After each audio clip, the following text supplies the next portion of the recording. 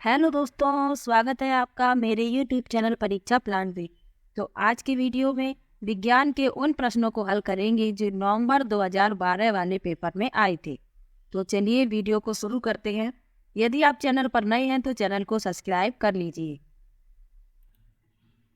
तो पहला प्रश्न है विज्ञान का, निम्नलिखित में से कौन सा विषमांगी मिश्रण है? Which of the following is a heterogeneous mixture? तो इसमें बताना है कौन सा विषमांगी मिश्रण है। पहला विकल्प लिखा है गुब्बारे में भरी वायु, दूसरा विकल्प है ब्रास जिसे पीतल कहते हैं, तीसरा विकल्प है स्टेनलेस स्टील और चौथा है आयोडीन युक्त नमक। तो विषमांगी मिश्रण बताना है तो इसमें चौथा विकल्प सही है, आयोडीन युक्त नमक, आयोडाइज्ड टेबल सॉल्ट। अब समांगी और विषमांगी कहते किसे हैं ये भी जान लीजिए। तो समांगी मिश्रण कहते हैं जिनमें घटक कणों में समांगता होती है, यानी कि कणों का आकार समान होता है। दो प्रकार के कण आपस में मिला दिए जाएं तो उनको अलग अलग नहीं पहचाना जा सकता, तो वो समांगी मिश्रण कहलाता है। और विषमांगी मिश्रण क्या कहलाता है? जिसमें कणों का आकार समान नहीं होता, जैसे कंकड़ और आयरन का मिश्रण,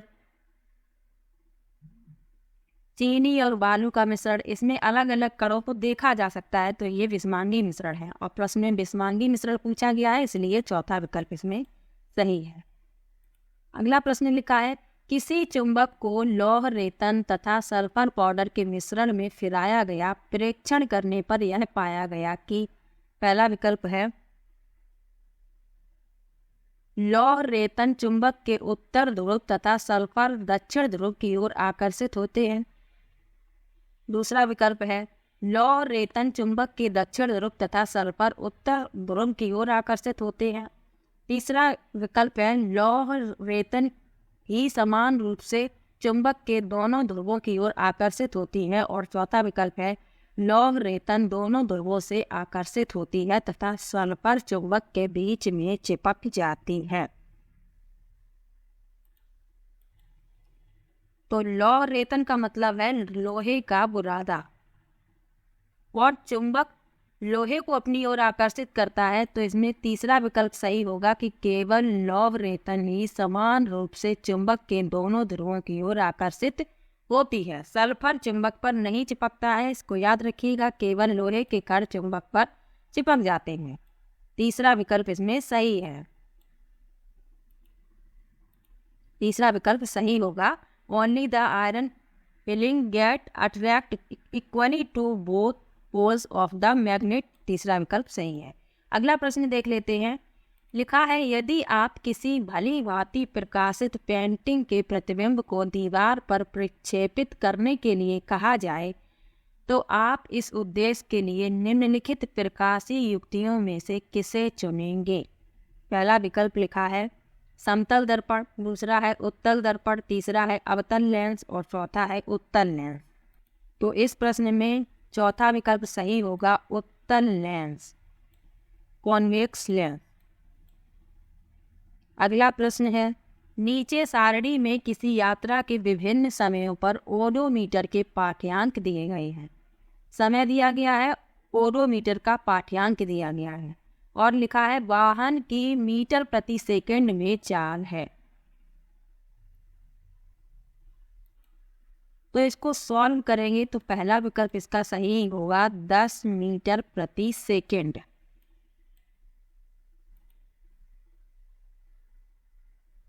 अगला प्रश्न लिखा है, 5 किलोग्राम द्रव्यमान का कोई पिंड किसी चिकने घर्षण रहित क्षैतिज पृष्ठ पर 10 मीटर प्रति सेकंड के नियत वेग से फिसल रहा है।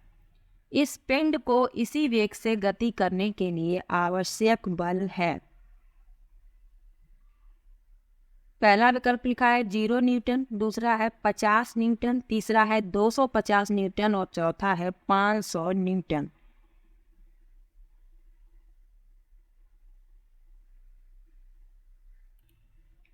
तो इसको सॉल्व करने पर पहला विकल्प सही होगा, 0 न्यूटन। अगला प्रश्न लिखा है, मानव की आहार नाल के विभिन्न भागों के सही क्रम का चयन कीजिए। पहला विकल्प लिखा है मुख, ग्रसिका, आमाशय, क्षुद्रांत्र, बृहदांत्र। दूसरा विकल्प लिखा है मुख, आमाशय, ग्रसिका, क्षुद्रांत्र, बृहदांत्र। तीसरा विकल्प लिखा है मुख, ग्रसिका, आमाशय, बृहदांत्र, क्षुद्रांत्र। और चौथा विकल्प लिखा है मुख, आमाशय, ग्रसिका, बृहदांत्र और क्षुद्रांत्र।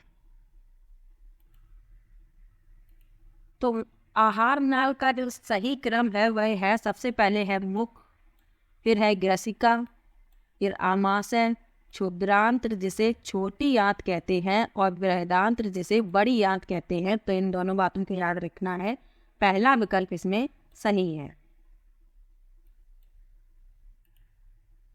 अगला प्रश्न लिखा है, व्यायाम के पश्चात कभी कभी हमारी पेशियों में क्रैम्प आते, खिंचाव उत्पन्न हो जाते हैं, इसका कारण है। पहला विकल्प है ग्लूकोज का लैक्टिक अम्ल में परिवर्तित नहीं होना। दूसरा विकल्प है पाइरूवेट का लैक्टिक अम्ल में परिवर्तित होना। तीसरा विकल्प है पाइरूवेट का अल्कोहल में परिवर्तित होना। और चौथा विकल्प है ग्लूकोज का पाइरूवेट में परिवर्तित नहीं होना।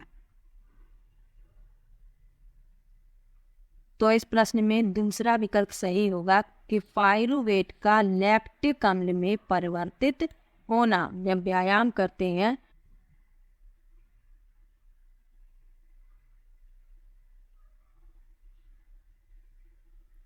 तो इस प्रश्न में दूसरा विकल्प सही होगा, पाइरूवेट का लैक्टिक अम्ल में परिवर्तित होना, conversion of pyruvate to lactic acid. इसीलिए मांसपेशियों में खिंचाव उत्पन्न हो जाते हैं। अगला प्रश्न लिखा है, निम्नलिखित में से पाचन तंत्र के भागों के उस सही समुच्चय को चुनिए जो कोई पाचन कार्य नहीं करते। पहला विकल्प लिखा है ग्रसिका, मुख गुहिका, मलाशय। दूसरा विकल्प लिखा है ग्रसिका, बृहदांत्र, मलाशय। तीसरा विकल्प लिखा है ग्रसिका, मुख गुहिका, बृहदांत्र। और चौथा विकल्प लिखा है क्षुद्रांत्र, बृहदांत्र और मलाशय।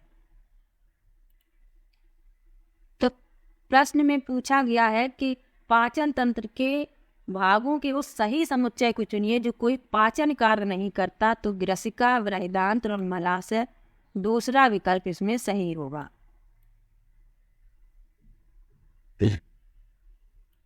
अगला प्रश्न लिखा है, आहार नाल का वह कौन सा भाग है जो यकृत से पित्त रस ग्रहण करके इसे पित्ताशय में संग्रहित करता है। पहला विकल्प है आमाशय, दूसरा विकल्प है ग्रसिका, तीसरा विकल्प है क्षुद्रांत्र और चौथा विकल्प है अग्न्याशय। तो यकृत से पित्त रस ग्रहण करके इसे पित्ताशय में संग्रहित करता है। तो यह कार्य है क्षुद्रांत्र यानी छोटी आंत का, स्मॉल इंटेस्टाइन तीसरा विकल्प इसमें सही है। अगला प्रश्न देख लेते हैं, भोजन के पाचन में शामिल जटिल प्रक्रियाओं का सही क्रम है। पहला विकल्प लिखा है अंतर्ग्रहण, अवशोषण, पाचन, स्वांगीकरण, निष्कासन। दूसरा विकल्प लिखा है अंतर्ग्रहण, पाचन, अवशोषण, स्वांगीकरण, निष्कासन। तीसरा विकल्प लिखा है अंतर्ग्रहण, पाचन, स्वांगीकरण, अवशोषण, निष्कासन। और चौथा विकल्प लिखा है अंतर्ग्रहण, स्वांगीकरण, अवशोषण, पाचन, निष्कासन। तो भोजन के पाचन में शामिल जटिल प्रक्रियाओं का सही क्रम है, दूसरा विकल्प इसमें सही होगा, अंतर्ग्रहण, पाचन, अवशोषण, स्वांगीकरण, निष्कासन दूसरा विकल्प सही है। अगला प्रश्न देख लेते हैं, लिखा है दीर्घ रोम के संदर्भ में निम्नलिखित कथनों का अध्ययन कीजिए। कथन लिखे हुए हैं और फिर बताने हैं कि कौन से कथन दीर्घ रोम को पाचन को अवशोषित करने के योग्य बनाते हैं, तो ये बताना है। तो चलिए कथन पढ़ लेते हैं। लिखा है ये अंगुली के समान उभरी हुई संरचनाएं होती हैं। दूसरा कथन लिखा है इनकी भित्तियां अत्यधिक पतली होती हैं। तीसरा कथन लिखा है इनमें महीन छिद्र होते हैं जिनसे भोजन आसानी से गुजर सकता है। और चौथा कथन लिखा है, इनमें सूक्ष्म रुधिर वाहिकाओं का जाल फैला रहता है जो इनके पृष्ठ के समीप होता है। तो इसमें पहला कथन भी सही है, दूसरा भी सही है और चौथा भी सही है। सी गलत है। तो ए बी डी तो नहीं है, डी ए बी चौथा विकल्प इसमें सही है। अगला प्रश्न लिखा है, निम्नलिखित में से कौन से कथन प्रकाश संश्लेषण के संदर्भ में सत्य हैं? पहला कथन लिखा है, इस प्रक्रिया में सौर ऊर्जा रासायनिक ऊर्जा में परिवर्तित होती है। दूसरा कथन लिखा है, प्रकाश संश्लेषण में CO2 तथा H2O का उपयोग किया जाता है। तीसरा कथन लिखा है, प्रकाश संश्लेषण में CO2 मुक्त होती है तथा O2 उपभुक्त होती है। और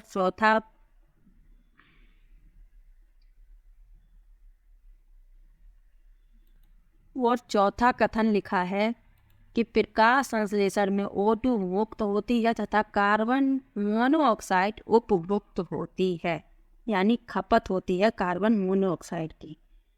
तो कौन से कथन सही है?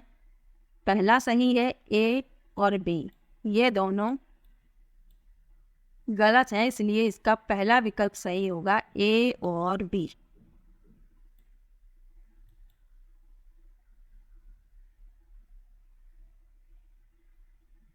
अगला प्रश्न लिखा है, सितार बजाने से पूर्व कोई सितार वादक सदैव ही सितार की डोरी के तनाव को समायोजित करता है और उसे उचित प्रकार से झंकृत करने का प्रयास करता है।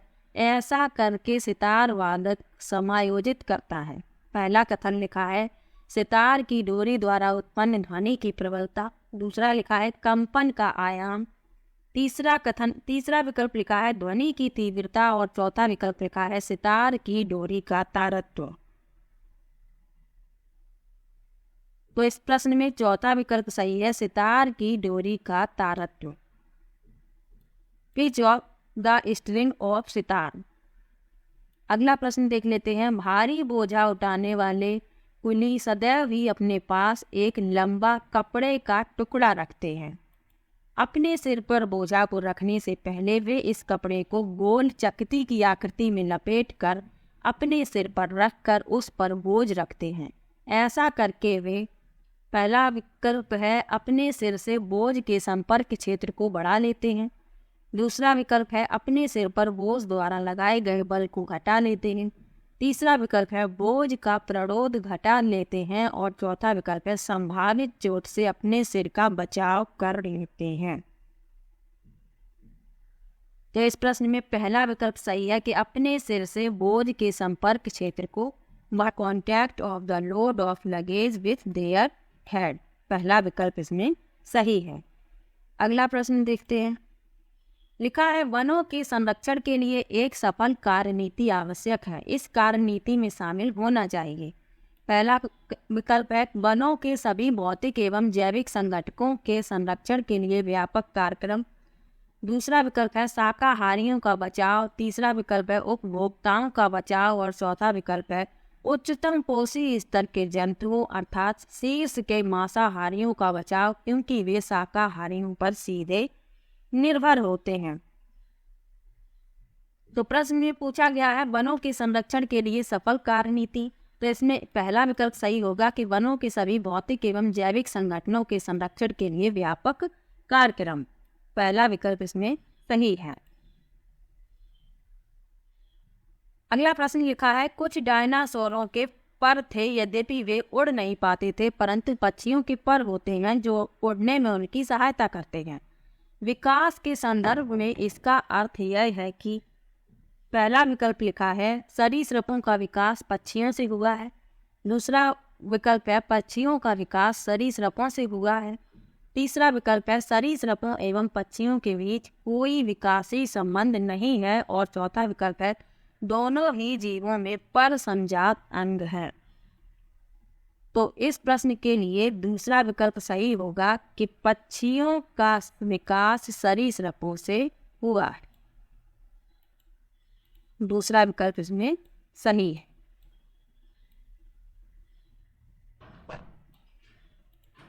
अगला प्रश्न लिखा है, भूतापीय ऊर्जा एक वैकल्पिक ऊर्जा स्रोत है। इस ऊर्जा के लिए सर्वाधिक संभाव्य क्षेत्र वे हैं।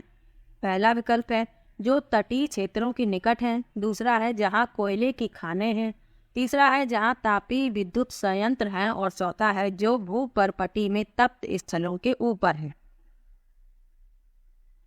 तो इस प्रश्न के लिए चौथा विकल्प सही है, जो भूपर्पटी में तप्त स्थलों के ऊपर है। Are over what spots in the crust. अगला प्रश्न लिखा है, निम्नलिखित में से 3 धातुओं के ऐसे समूह को चुनिए जो मुक्त अवस्था में पाई जाती हैं।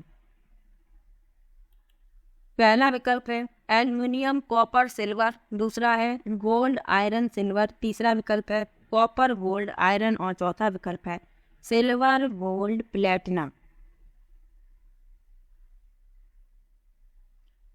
तो मुक्त अवस्था में पाई जाने वाली धातुएं हैं सिल्वर गोल्ड प्लेटिनम, चौथा विकल्प इसमें सही है। अगला प्रश्न लिखा है, निम्नलिखित अभिक्रियाओं में से उसे चुनिए जो संभव है। तो इसमें बी और सी, चौथा विकल्प सही है। अगला प्रश्न लिखा है, उर्वरकों में उपलब्ध फसलों के लिए पोषक हैं। पहला विकल्प है नाइट्रोजन पोटेशियम और आयरन, दूसरा है नाइट्रोजन फास्फोरस और पोटेशियम, तीसरा है नाइट्रोजन फास्फोरस और आयरन और चौथा है नाइट्रोजन सोडियम पोटेशियम। तो उर्वरकों में उपलब्ध फसलों के लिए पोषक है नाइट्रोजन फास्फोरस पोटेशियम, दूसरा विकल्प इसमें सही है। प्रीवियस ईयर के जो क्वेश्चन हैं वो बहुत ही हेल्प करते हैं, क्योंकि यही प्रश्न घुमा फिराकर पूछ लिए जाते हैं, इसलिए इन प्रश्नों को अवश्य पढ़िएगा। आगे लिखा है, अगला प्रश्न, निम्नलिखित में से किस पाठ में पहले सामान्य नियम स्पष्ट किए जाते हैं, उसके बाद उदाहरण दिए जाते हैं। पेडागोजी के क्वेश्चन है, तो इनको भी सॉल्व करेंगे। तो पहला विकल्प लिखा है निगमनात्मक पाठ, दूसरा है आगमनात्मक पाठ, तीसरा है संज्ञानात्मक पाठ और चौथा है कौशल पाठ। तो प्रश्न में यह दिया गया है कि पहले नियम स्पष्ट किए जाते हैं, उसके बाद उदाहरण दिए जाते हैं। तो निगमनात्मक पाठ पहला विकल्प सही है। तो निगमनात्मक विधि क्या है? अब निगमन और आगमन विधि को भी जान लीजिए। निगमन या निगमनात्मक पाठ एक ही बात है। तो निगमन विधि है कि पहले नियम बताया जाता है, उसके बाद उदाहरण दिए जाते हैं। और आगमन विधि क्या है? पहले उदाहरण दिए जाते हैं, उसके बाद नियम बताया जाता है। तो इन दोनों अंतरों को याद रखिएगा। इसमें पहला विकल्प सही है, निगमन निगमनात्मक पाठ, डिडक्टिव लेसन। अगला प्रश्न देख लेते हैं, विज्ञान में पाठ्यचर्या योजना के विषय में निम्नलिखित में से कौन सा सर्वाधिक उपयुक्त है? पहला लिखा है विकल्प प्रत्येक सत्र में किए जाने वाले वैज्ञानिक प्रकरणों को निर्धारित करने के लिए की जाती है। दूसरा लिखा है वैज्ञानिक अध्ययन को दूसरे विषय क्षेत्रों के कार्य के साथ जोड़ने के लिए की जाती है। तीसरा विकल्प लिखा है यह प्रत्येक सत्र के लिए प्रत्येक कार्य इकाई का विवरण देती है। और चौथा विकल्प लिखा है पूर्व अधिगम पर निर्मित करने के लिए प्रत्येक पाठ के विशिष्ट अधिगम उद्देश्यों की योजना बनाने के लिए की जाती है। तो इसमें चौथा विकल्प सही है कि पूर्व अधिगम के आधार पर पूर्व अधिगम पर निर्मित करने के लिए प्रत्येक पाठ के विशिष्ट अधिगम उद्देश्यों की योजना बनाने के लिए की जाती है। पाठ्यचर्या योजना के विषय में पूछा गया है, तो सर्वाधिक उपयुक्त यही है। अगला प्रश्न देख लेते हैं, भौतिकी के कड़े रूप से संरचित पाठ को यदि थोड़े लचीलेपन के साथ पढ़ाया जाता है तो यह उस विद्यार्थी के सीखने के लिए सबसे कम उपयुक्त होगा। पहला विकल्प है जो अति क्रियाशील है, दूसरा है जो सांस्कृतिक रूप से वंचित है, तीसरा है जिसकी बुद्धि लब्धि 85 है और चौथा है जिसकी बुद्धि लब्धि 125 है। तो प्रश्न में कहा गया है कि पाठ को यदि थोड़े लचीलेपन के साथ पढ़ाया जाए तो सबसे कम उपयुक्त होगा जो अति क्रियाशील है। पहला विकल्प इसमें सही है। अगला प्रश्न देख लेते हैं, लिखा है जैव विज्ञानों में पाठ योजना को ध्यान में रखते हुए मुख्य रूप से निर्देशित होनी चाहिए। पहला विकल्प लिखा है कक्षा के औसत बच्चे की आवश्यकताओं को पूरा करने, दूसरा है अभिभावकों को संतुष्ट करने, तीसरा है पाठ्यचर्या के लक्ष्यों और अधिगम परिणामों, और चौथा है बच्चों को कार्य उपलब्ध कराने। तो इस प्रश्न में तीसरा विकल्प सही होगा कि जैव विज्ञानों में पाठ योजना पाठ्यचर्या के लक्ष्यों और अधिगम परिणामों को ध्यान में रखते हुए मुख्य रूप से निर्देशित होनी चाहिए। तीसरा विकल्प इसमें सही है। अगला प्रश्न है जब उच्चतर कक्षा के बच्चे शोध कार्य करते हैं तो शिक्षक को जिस मुख्य समस्या से जूझना पड़ता है वह है। पहला विकल्प लिखा है उपयुक्त सामग्री खोजना, दूसरा है इंटरनेट पर विद्यालयी पुस्तकालय में समय का सूचीकरण करना, तीसरा है पब्लिक पुस्तकालय का सहयोग प्राप्त करना, और चौथा है बच्चों को नकल करके विश्वकोशों और पुस्तकों से शब्दशः उतारने से रोकना एवं प्रभावी तरीके से इनका मार्गदर्शन करना।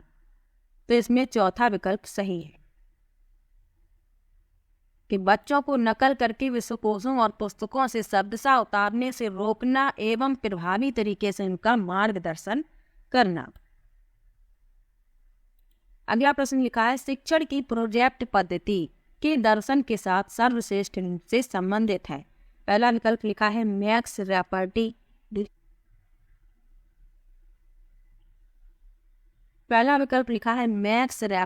दूसरा विकल्प है जॉन ड्यूबी, तीसरा विकल्प है रॉबर्ट हाचिल्स, और चौथा विकल्प है B.F. स्किनर। तो इस प्रश्न में दूसरा विकल्प सही होगा जॉन ड्यूबी। अगला प्रश्न देख लेते हैं विद्यार्थियों को अभिप्रेरित करने के लिए शिक्षक निर्देशन का आयोजन करता है लेकिन निर्देशन का अपेक्षित परिणाम नहीं आ पाता, शिक्षक के लिए सर्वश्रेष्ठ सलाह है। पहला विकल्प है निदर्शन को रोकना और उसे दोबारा करना, दूसरा विकल्प है कक्षा को बताना कि निर्देशन असफल हो गया और उनसे कारण निर्धारित करने सहायता करने के लिए कहना, तीसरा विकल्प है विद्यार्थियों के साथ मिलकर निदर्शन की असफलता का कारण का पता लगाना व उसे समझाना, और चौथा विकल्प है विज्ञान समन्वयक के पास नोट भेजना जिसमें उन्हें कक्ष में आने के लिए कहा गया है। तो इस प्रश्न के लिए तीसरा विकल्प सही होगा कि विद्यार्थियों के साथ मिलकर निदर्शन की असफलता का कारण पता करना व उसे समझाना, तीसरा विकल्प इसमें सही है। अगला प्रश्न देख लेते हैं अधिगम की जटिलता की प्रतिक्रिया के रूप में निम्नलिखित में से कौन सी विधि के उपयोग की सलाह विज्ञान शिक्षकों को नहीं दी जाती, नहीं को ध्यान रखना है, नहीं पूछा गया। पहला विकल्प है जटिल संकल्पनाओं को आरंभ करते समय विद्यार्थियों के चिंतन को प्रोत्साहित करने के लिए केवल मुक्त उत्तर वाले प्रश्नों का पूछना, दूसरा विकल्प है विद्यार्थियों के पूर्ववर्ती ज्ञान का पता लगाने हेतु पूर्व परीक्षण लेना, तीसरा विकल्प है गूढ़ प्रक्रियाओं को समझाने हेतु हस्त प्रचालित सामग्री का उपयोग, और चौथा विकल्प है शिक्षण स्तर को अलग अलग विद्यार्थियों के स्तर से थोड़ा अधिक परंतु कक्षा के स्तर की सीमा के भीतर रखना। तो इस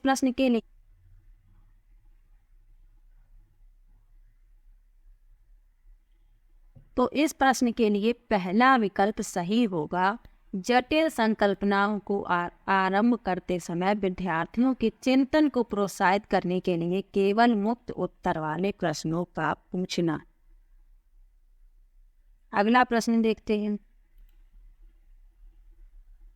निम्नलिखित में से कौन सी विधि एक मिश्रित योग्यता वाली कक्षा जिसमें विद्यार्थी संज्ञानात्मक विकास के विभिन्न चरणों में हैं के लिए सर्वाधिक उपयुक्त होगी। पहला विकल्प लिखा है मूर्त वस्तुओं को शामिल करके हाथ से की जाने वाली गतिविधियों द्वारा अमूर्त संकल्पनाओं का सरलीकरण, दूसरा विकल्प लिखा है पियाजे द्वारा बताए गए संज्ञानात्मक विकास के 4 चरणों के अनुसार कक्षा का 4 समूहों में पुनः वर्गीकरण, तीसरा विकल्प लिखा है प्रतिभाशाली विद्यार्थियों के लिए व्यष्टि अनुदेश की योजना, और चौथा है विद्यार्थियों के बुद्धि लब्धांकों का औसत निकालकर उसके अनुसार शिक्षण की योजना। तो इस प्रश्न के लिए पहला विकल्प सही होगा कि मूर्त वस्तुओं को शामिल करके हाथ से की जाने वाली गतिविधियों द्वारा अमूर्त संकल्पनाओं का सरलीकरण, पहला विकल्प इसमें सही है। ये आखिरी प्रश्न है विज्ञान का। विज्ञान की कक्षा में निम्नलिखित गतिविधियों में से किसका सबसे कम शैक्षिक मूल्य है? पहला विकल्प है मॉडल का निर्माण करना, दूसरा है सरल प्रयोग के बारे में पढ़ना, तीसरा है वैज्ञानिक सिद्धांत की चर्चा करना और चौथा है डिजाइन बनाना। तो इसमें दूसरा विकल्प सही होगा, सरल प्रयोग के बारे में पढ़ना, reading about a simple experiment.